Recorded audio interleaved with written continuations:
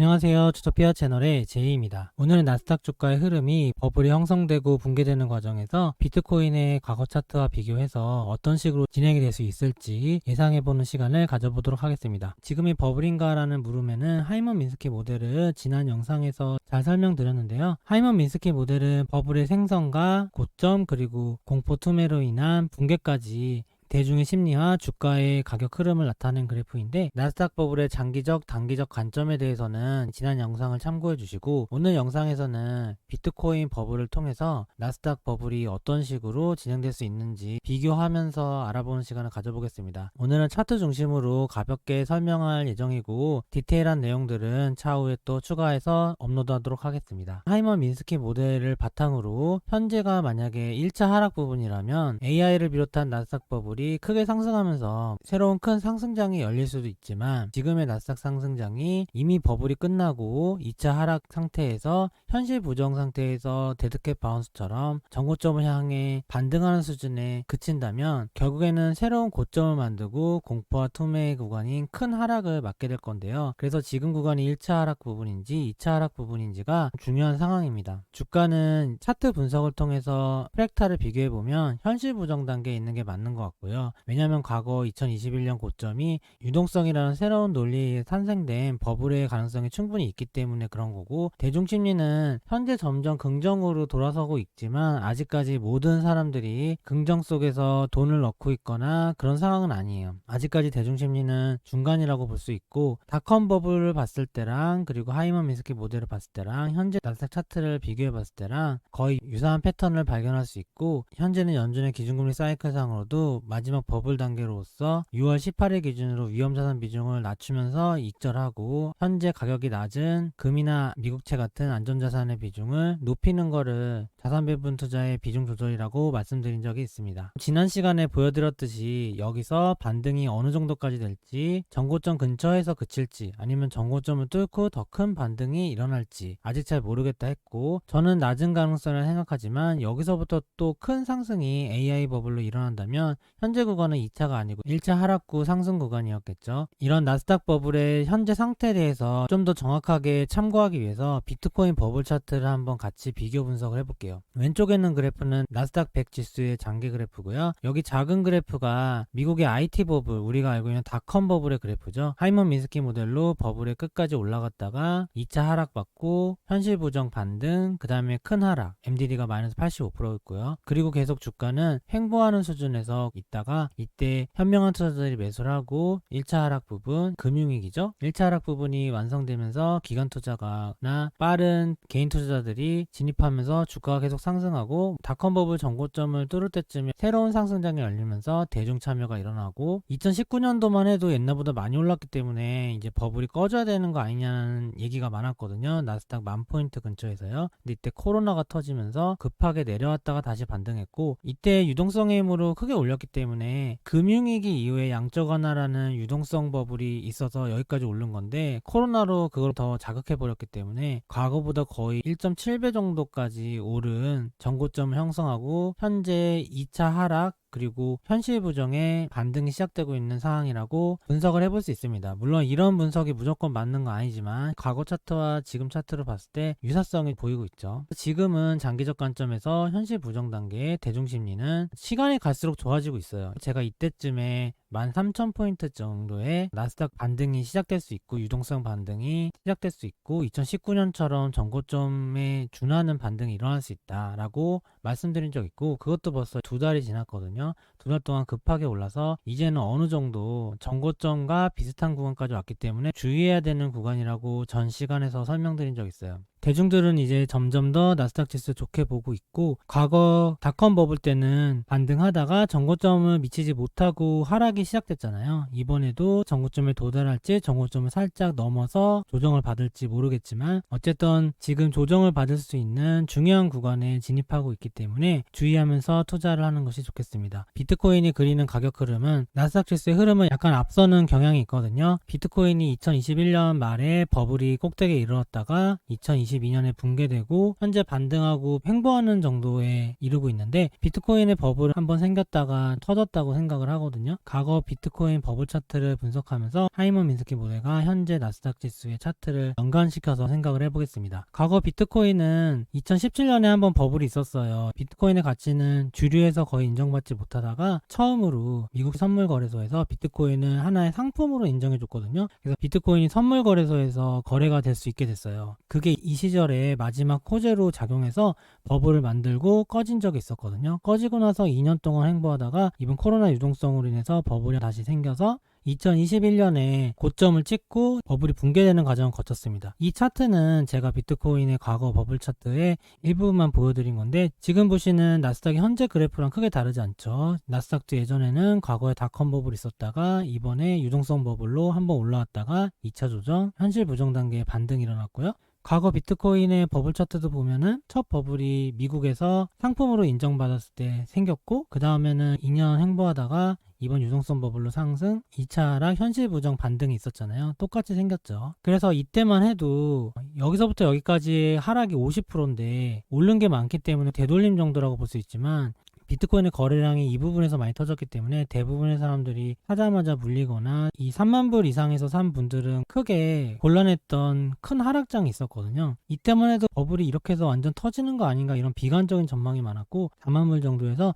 엘살바도르가 법정화폐로 채택을 하고 그러면서 반등을 이어왔고, 추세선을 뚫을 수 있냐 없냐 이런 가능성이 논의되던 시절이에요. 주가는 하이먼 민스키 모델상 버블 고점, 2차 하락, 현실 부정 단계 있었고, 대중 심리는 반반이었어요. 오르긴 올랐지만 앞으로 새로운 신고점을 향해 갈 수 있다, 아니면 비트코인이 여기서 끝나고 하락할 것이다, 이런 식으로 나눠져 있었고, 이 저점에서 고래나 세력들이 매집하는 논리는 디지털 금이라는 가치 저장 수단이었죠. 그러다가 코로나가 터지면서 인플레이션 해칭과 연계가 되면서 크게 상승장이 일어났고, 미국 기관들도 많이 관심을 가지게 되었는데, 나스닥 거래소에서 코인베이스라는 미국 비트코인 현물 거래소를 상장을 시켜줬거든요. 이게 비트코인의 미국의 주류의 인정으로 받아들여서 이때쯤 상장했는데 첫 고점을 찍게 됐어요. 보통 이렇게 상승장에 커다란 목표가 되는 호재가 실현이 되면 이제 다시 거기서 반전이 일어나는 경우가 많거든요. 여기 고점은 코인베이스 나스닥 상장이었고, 그 다음에 크게 하락하고, 비트코인은 법정화폐로 최초로 채택한 엘살바도르를 비롯해서 콩고, 중앙아프리카 공화국 등 이어서 3개 국가가 비트코인을 법정화폐로 채택하게 됐는데, 경제 규모가 큰 나라들이 아니라서 이펙트는 없었지만 비트코인이 한 국가 단위에서 법정화폐로 채택됐다는 거는 의미가 있는 이벤트였거든요. 근데도 가격이 크게 반등한 건 아니고 바닥을 다지다가 비트코인 선물 ETF들이 2021년에 많이 상장됐는데 미국은 아직 안 되고 있었어요. 근데 미국이 곧 해줄 것이다, 이런 모멘텀을 가지고 상승하기 시작했습니다. 그러다가 비트코인 선물 ETF의 승인이 가시권에 오고 버블, 2차 조정, 현실 부정 단계의 반등이 하락 추세선까지 돌파해버리자 이제부터 진짜 오르는 거 아닌가 하는 대중의 참여가 늘어나면서 정고점에 도전하고 결국 정고점을 돌파하는 수준의 반등이 일어나는데요. 이때 비트코인의 버블 차트를 살펴보면 주가는 현실 부정 단계에 있었고, 대중 심리는 완전히 상승 쪽에 기울어져 있었어요. 하락을 한다는 사람 많이 없고, 새로운 고점을 만드는 어떤 게 있을 것이고, 그게 ETF 승인과 연관이 있을 것이다, 이런 식의 새로운 논리와 마지막 호재를 기다리고 있었고, 결국에는 미국의 비트코인 선물 ETF가 승인이 됐어요. 나스닥 지수가 고점을 맞던 2021년 하반기에 됐거든요. 최고의 호재였던 선물 ETF 승인이 해소가 되자 하락 반전하기 시작했고, 이 그래프가 비트코인의 버블이 붕괴된 그래프를 다 보여드린 건데요.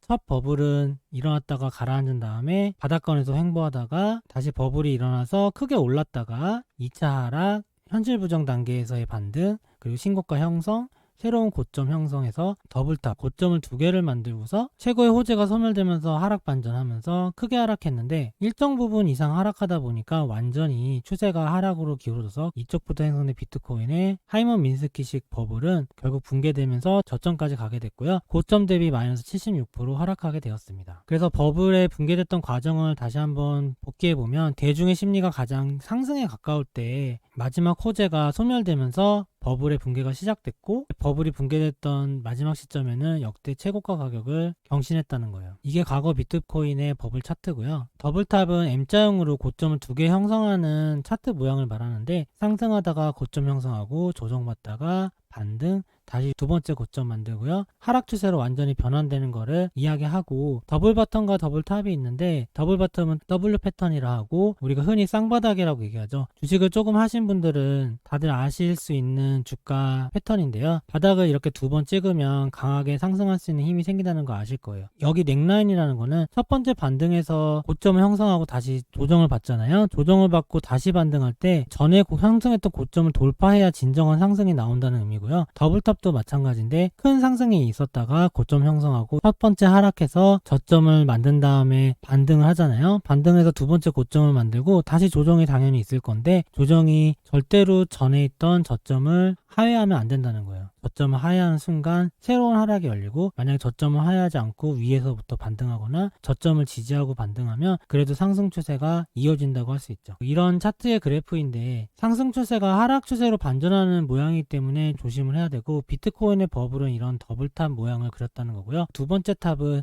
첫 번째 탑보다 못 미칠 경우도 있고, 과거 닷컴 버블은 못 미치고 버블이 터졌거든요. 비트코인의 첫 번째 버블도 그렇고요. 근데 비트코인의 두 번째 버블은 탑이 첫 번째 탑을 넘어서는 큰 반등을 이룬 다음에 떨어졌어요. 그래서 탑의 위치는 전고점보다 상회하거나 하회하거나 전고점일 수 있어서 유동적이라고 보시면 될 것 같아요. 여기서 핵심은 어떻게든 두 번째 고점을 이룬 다음에 조정을 받는 시기가 과거 저점을 돌파하면은 완전히 추세 붕괴로 이어질 수 있다. 이거를 기억하시는 게 좋고요. 더블탑 모양을 기억하신 상황에서 비트코인 버블과 나스닥 차트를 비교해 볼게요. 이번 버블의 비트코인 차트를 하이먼 미스키 모델로 분석해 보면 저점 횡보하다가 버블이 상승하기 시작했고요. 첫 번째 고점 만들고 2차 하락 시작했고, 2차 하락 후에 현실 부정 반등이 일어나잖아요. 현실 부정 반등이 전고점을 돌파하는 식의 반등이 일어나서 이때 대중의 심리가 최고로 상승 쪽에 기울게 됐고, 이때 이후로 추세가 반등하면서 넥라인, 과거 저점의 아래쪽이죠. 이거를 결국에는 하회하면서 더 큰 하락으로 이어졌고, 넥라인이 마이너스 50% 정도고 여기서부터가 76% 정도니까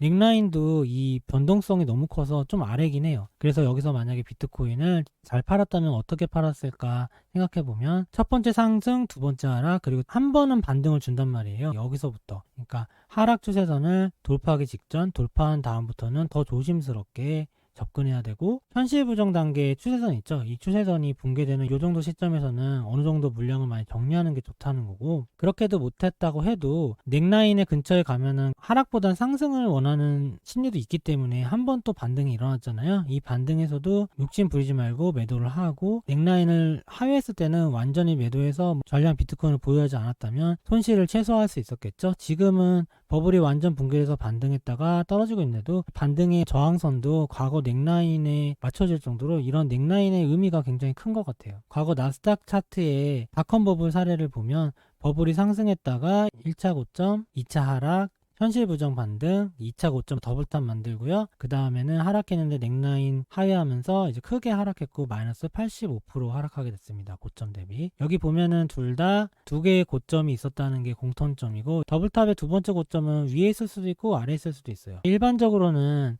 아래에 있을수록 손해가 적어요. 왜냐면 이때쯤에는 대중들도 긴가민가 하면서 하락을 생각하는 사람도 많거든요. 그래서 익절하거나 손절할 수 있는 사람이 꽤 많은데, 이렇게 아예 전고점을 뚫고 과거 비트코인처럼 새로운 신고가를 형성해버리면 하락을 생각하는 대중의 심리가 더 많이 희석되기 때문에 더 큰 피해를 입게 돼요, 대중들이. 과거의 비트코인의 이 더블탑 차트가 굉장히 무서운 차트라고 볼 수 있고, 이번 나스닥 버블은 현재 버블 상승 후 2차 하락, 현실 부정 반등을 하고 있잖아요. 이 반등이 전고점 아직 아래인데 전고점까지 가냐 돌파하냐, 이런 상황에서 전고점 하여간 근처에 갈수록 더욱더 조심을 해야 된다는 거고, 만약에 이 비트코인이 버블이 터지지 않고 상승했다 해도 여기쯤에서 조정은 한번 오거든요. 조정이 왔다가 다시 지지하고 올라갔어야 되겠죠. 이번 나스닥 그래프도 마찬가지인데, 조정이 만약에 오게 되면 지지하는 여부를 잘 살펴보시고, 지지를 어느 선에서 못한다. 예를 들어서 이 가팔은 현실 부정 반등 추세선을 지키지 못하고 내려왔다. 이러면 손절이나 익절에 신경을 더 써야 될 것 같고, 그리고 최소한 제대로 대응하지 못했다 해도 요 넥라인 근처에서는 대응을 제대로 해서 더 큰 하락을 예방하는 게 좋다고 생각하고 있습니다.